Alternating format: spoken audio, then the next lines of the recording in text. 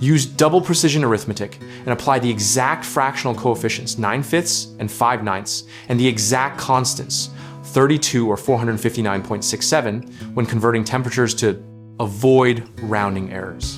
Think of double precision as using a bigger box to store numbers so you do not lose tiny pieces when you do math.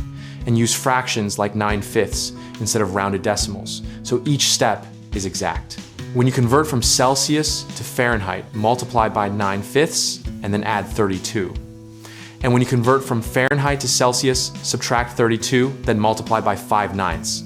For absolute scales, like Kelvin to Fahrenheit, use the exact offset, 459.67, with 5/9 or 9/5 as needed. If you program using floating point types, pick double precision so the computer keeps many digits, and apply the fractional coefficients as fractions or as precise decimal expressions rather than rounded constants. Also, perform the subtraction or addition of offsets as late as possible in your sequence of operations to reduce intermediate cancellation and loss of precision. A common mistake is using single precision, which discards significant digits, so prefer double precision. Fix that by changing the variable type and constants to double.